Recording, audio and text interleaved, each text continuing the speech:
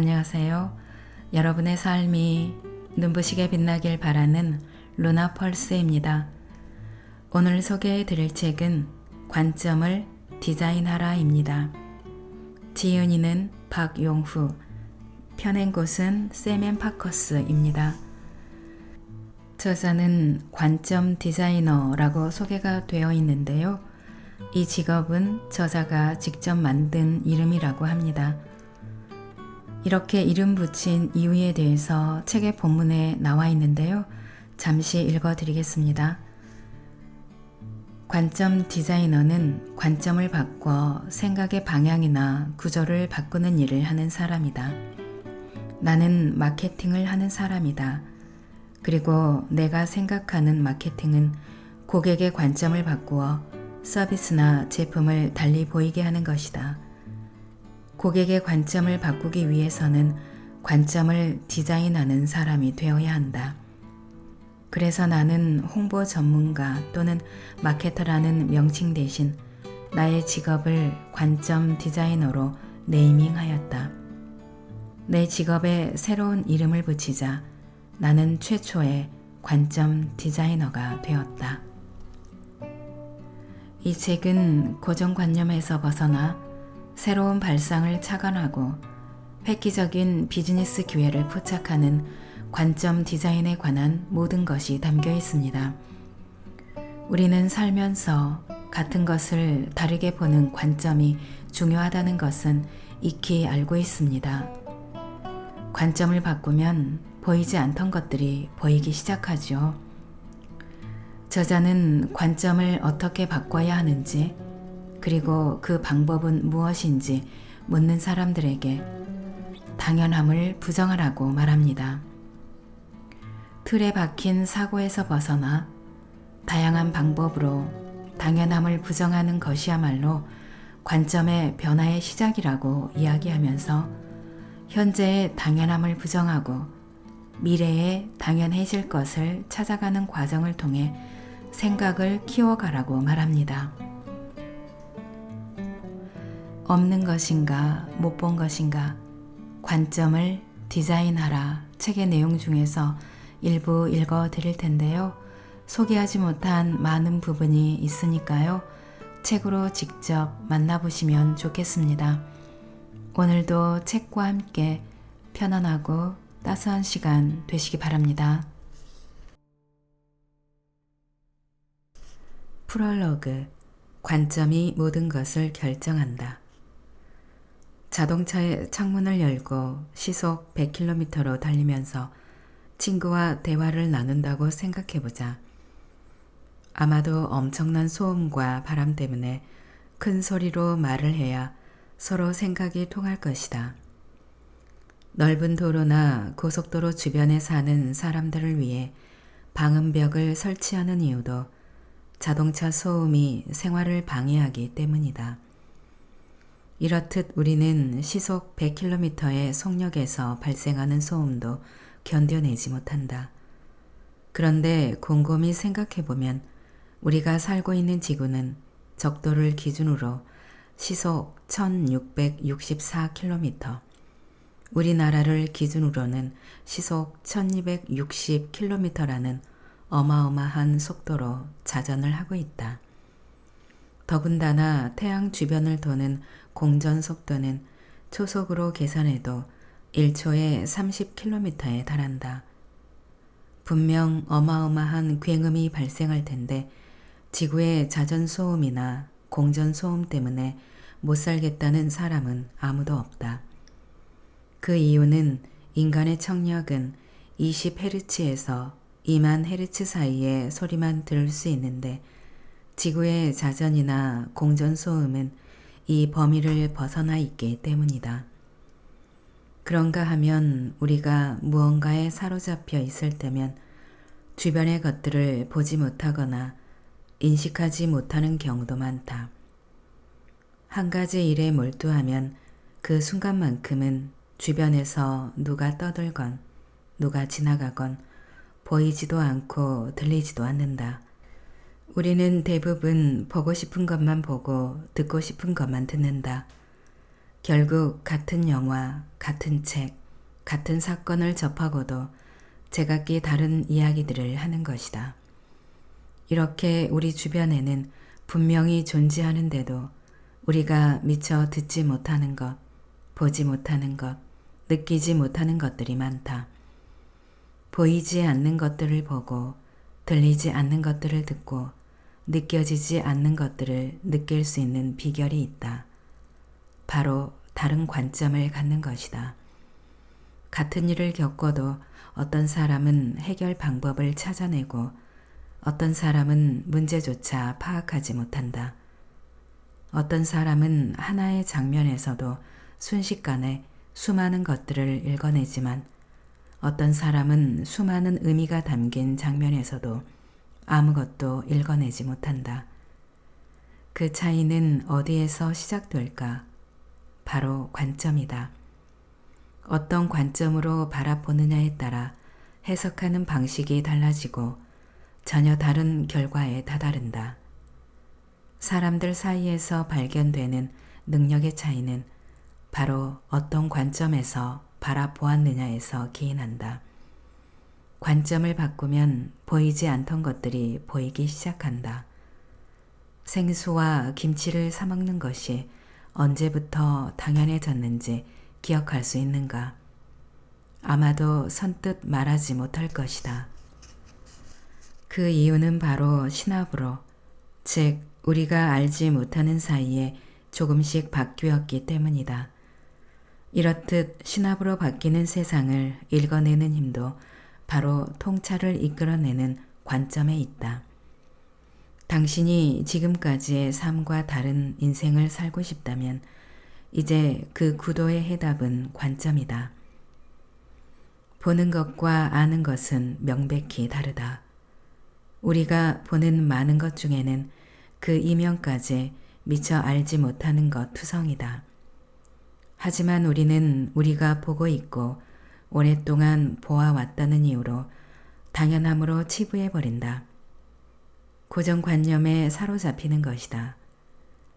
고정관념에 사로잡혀 세상을 본다는 것은 색안경을 끼고 세상을 바라보는 것 또는 우물 안에서 세상을 바라보는 것과 같다. 안경을 벗거나 우물에서 나오기 전에는 아무리 똑똑한 사람도 결코 세상을 제대로 볼 수 없다. 스티브 잡스가 아이폰으로 세상을 바꿀 수 있었던 요인은 남다른 관점으로 세상을 보고 고정관념으로부터 탈피했기 때문이다.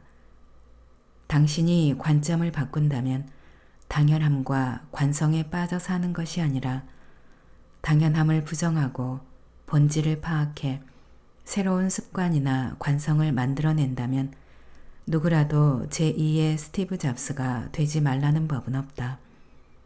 사람과 사람 사이에 존재하는 미세한 생각의 흐름을 읽어내고 그 본질을 파악함으로써 당신의 관점을 바꿀 수 있기 때문이다.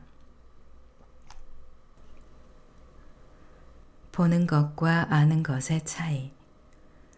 지구는 가만히 있고 태양과 별과 달이 움직인다고 믿던 시절, 당연하게 여겨지던 천동설에 의문을 품은 코페르니쿠스가 지동설을 주장하자 사람들은 말했다. 만일 지구가 움직인다면 지구 위에 멈춰있는 공기 때문에 공중에서는 언제나 강한 바람이 불 것이다. 그리고 공중으로 던져 올린 공 역시 지구가 움직인 만큼 다른 장소로 떨어지지 제자리로 떨어지지는 않을 것이다. 그리고 많은 사람들은 그 말을 믿었다. 하지만 당시 대부분의 사람들이 당연하다고 믿던 것은 진리가 아니었다. 역사적으로 이런 일은 헤아릴 수 없이 많다. 그렇다면 지금 우리가 당연하다고 생각하는 것들은 미래에도 진리일까? 당연함을 부정하라. 모든 것이 마땅히 그래야 한다라고 받아들인다면 변화는 존재하지 않는다. 당연함의 틀에 갇히면 아무것도 이루어지지 않는다. 지금 당연한 것이 미래에도 당연한 것은 결코 아니다. 과학과 철학은 당연함을 끊임없이 극복하는 과정이라고 말해도 지나치지 않다. 관점의 변화는 당연함의 부정으로부터 나온다. 크리에이티브라는 단어의 시작은 당연함에 던지는 왜라고 해도 좋을 것이다. 나는 어떻게 불릴 때 행복한가? 사람들에게 직업이나 신분을 물어보면 의사, 샐러리맨, 공무원, 변호사, 가정주부, 학생 등으로 대답한다. 더 상세한 대답이라고 해야 공공병원에서 일하는 의사, 공공로펌 변호사, 공공구청에서 근무하는 공무원, 공공고등학교 학생 정도가 고작이다.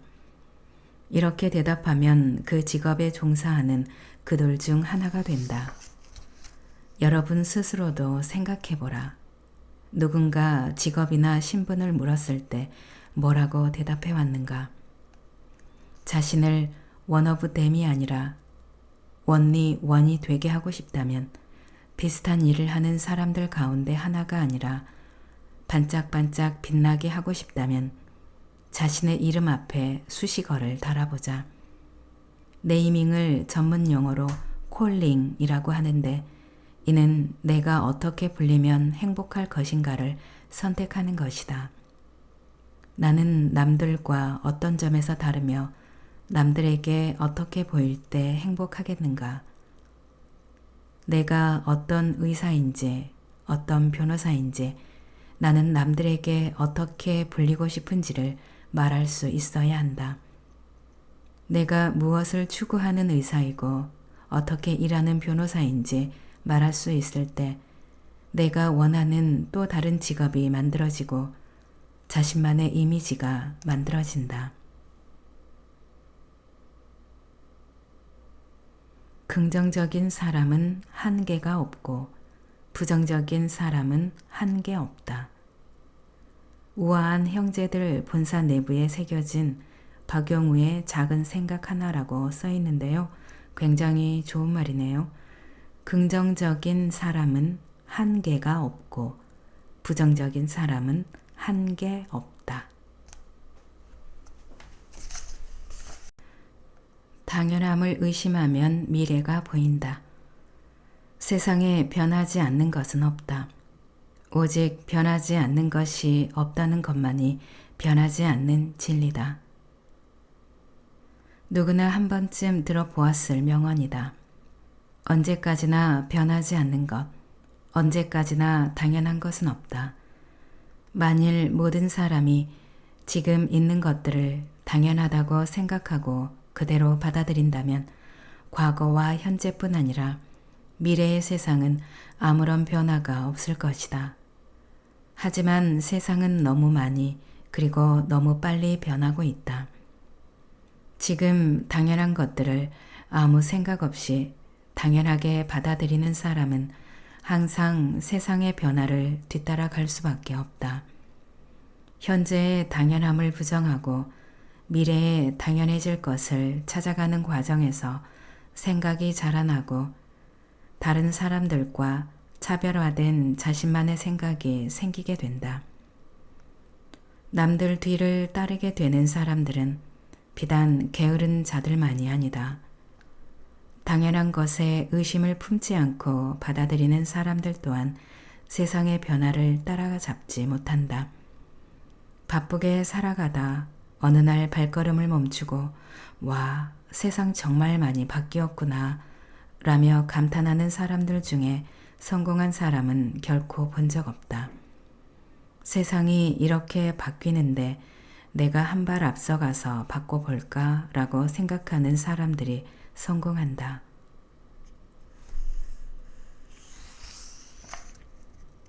당연함을 부정하는 것에서 미래는 시작된다. 나는 여러 가지 스마트폰을 사용하고 통신사 역시 여러 곳을 이용한다. 여러 개의 휴대폰 중에서 가장 즐겨 이용하는 것이 아이폰이다. 사용이 가장 편리하기 때문이다. 나는 아이폰을 당연함을 부정한 것에서 비롯된 기기라고 생각한다.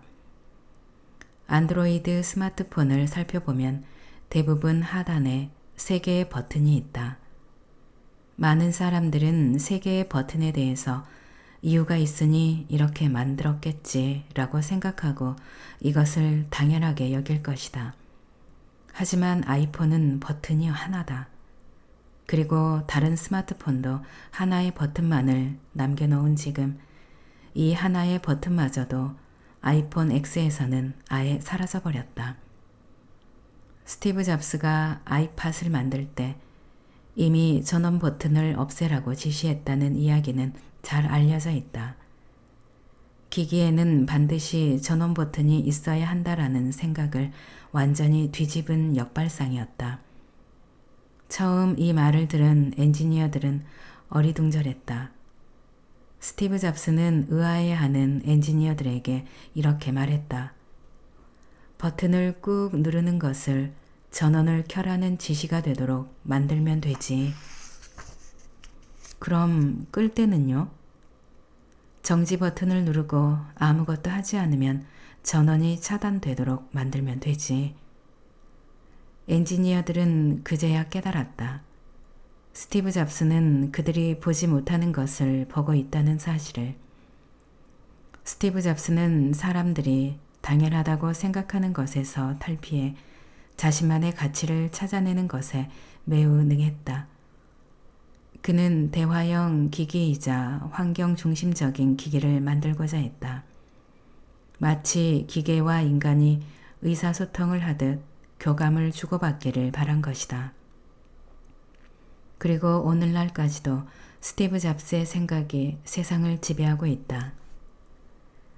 관점 디자이너인 나에게 많은 사람들이 묻는다. 관점 디자인이 중요하다는 건 알겠다. 그런데 관점을 어떻게 바꿔야 하는가? 그 방법은 무엇인가? 그때마다 나는 대답한다. 당연함을 부정하라. 모든 것이 당연하면 변화는 존재하지 않는다. 당연함의 틀에 갇히면 아무것도 되지 않는다. 다른 사람이나 기업에서 나에게 월급을 주는 이유는 그들이 보지 못하는 것을 내가 보기 때문이다. 많은 사람들은 하던 일을 관성대로 계속하기 때문에 스스로의 틀에 갇히는 경우가 많다. 관점의 변화는 당연함의 부정으로부터 나온다. 다르게 생각해야 한다. 남들이 못 보는 것을 보려고 노력하라. 사람들이 당연하게 생각하는 것을 계속 당연하게 생각한다면 과학과 철학은 발전하지 않았을 것이다.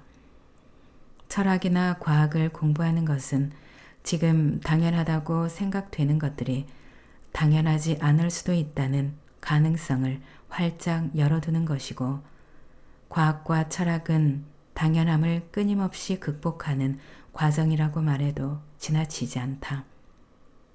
나는 창의적이라는 단어를 당연함에 던지는 왜라고 정의한다. 보이지 않는 고릴라. 내가 분명히 본 것 또는 내가 확실히 알고 있는 것을 우리는 진실이라고 믿는다. 하지만 인간의 뇌는 의외로 허술한 구석이 많다. 인간의 뇌는 착각을 자주 하는데 사람들은 그 착각을 진실로 받아들이는 경우가 많다. 우리가 안다고 생각하는 것, 확실하다고 믿는 것, 분명히 본 것처럼 느껴지는 것이 사실과 다른 경우가 많다는 얘기다. 그렇다면 우리가 날마다 보고 느끼고 듣는 것 중 우리 뇌가 착각하는 부분은 얼마나 될까? 믿기지 않겠지만 우리는 눈앞에서 벌어지는 일을 볼 때조차 우리가 보고 싶은 것만 본다. 몇 년 전 EBS 다큐 프라임에서 인간의 두 얼굴, 착각의 진실편이 방송됐다. 이 프로그램은 사람들이 얼마나 자기중심적으로 사물을 보는지 실험을 통해 보여주었다. 실험을 하나 살펴보자. 거리에서 연기자로 분한 사람이 행인을 붙들고 길을 묻는다. 그런데 길을 묻는 도중 두 사람 사이로 커다란 간판을 든 사람들이 지나간다. 그리고 그 간판 뒤에서 길을 묻던 연기자가 다른 사람으로 바뀐다. 20대에서 50대로 연령대가 확연하게 바뀌기도 하고 남자가 여자로 바뀌기도 하는데 놀랍게도 10명 중 8명은 길을 묻는 사람이 바뀌었다는 사실을 알아채지 못한다. 바로 눈앞에 있던 사람이 완전히 다른 사람으로 바뀌었는데도 그 사실을 모르는 것이다. 이유는 간단하다. 당연히 같은 사람일 것이라고 생각하기 때문이다. 놀랍지 않은가? 이렇게 눈앞에서 많은 일이 일어나도 어느 한 가지에 집중하게 되면 나머지 것은 보지 못하는 경우가 많다. 바로 내 눈앞에서 벌어진 일임에도 불구하고 말이다. 내가 무언가를 집중해서 보고 있다는 말을 그것 이외의 다른 것들은 못 보고 있다는 말과 같다. 우리가 뭔가를 안다고 하는 것은 이런 것이다. 우리는 우리가 미처 보지 못하거나 깨닫지 못하고 스치는 것들이 있다는 사실을 인정해야 한다. 사람들은 자기가 보고 싶은 것만 보고 관심 있는 것만 보며 듣고 싶은 것만 듣는다. 아니면 자기 일에 갇혀서 다른 것은 보지 못할 수도 있다. 우리의 뇌는 눈과 귀 등 감각기관에서 받아들인 많은 정보 가운데 중요한 것은 선택하고 그렇지 않은 것은 버린다. 그래서 보거나 듣고도 인지하지 못하고 기억하지 못하는 것이 생기게 마련이다. 고릴라가 보이지 않는 이유. KBS 시사기획창에서 빅데이터, 비즈니스를 바꾸다라는 프로그램을 방영한 적이 있다.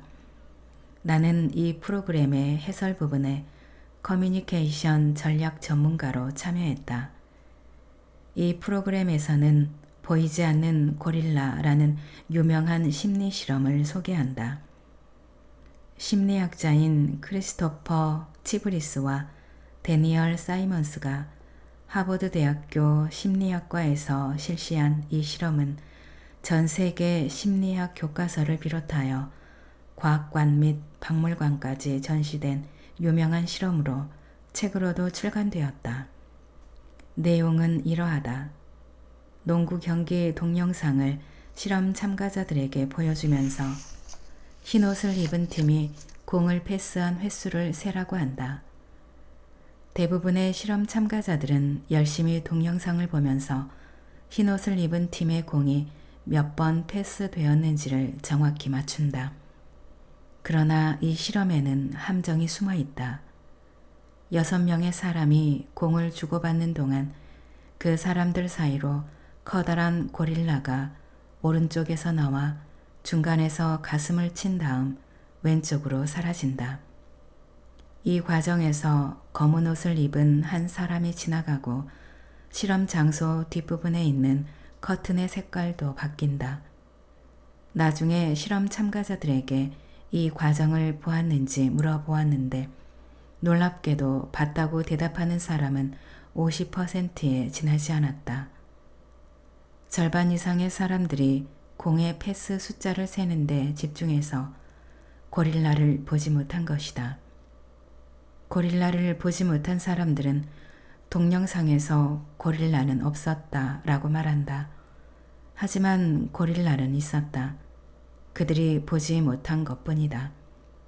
심지어 이런 사실을 알려주고 같은 동영상을 다시 보여주자 아까와 다른 동영상을 보여준 것이 아니냐고 말하는 사람도 있었다. 패스된 횟수, 커튼 색이 바뀐 것, 검은 옷을 입은 사람이 중간에 빠져나간 것 등 4가지 사실을 모두 알아챈 사람은 단 한 명도 없었다. 이 실험을 통해 우리가 주목해야 할 것이 있다. 실험에서 주고받은 공이 의미하는 것은 무엇일까? 우리들로 하여금 다른 것을 보지 못하게 만드는 공은 바로 사람들의 직업이나 관심사다.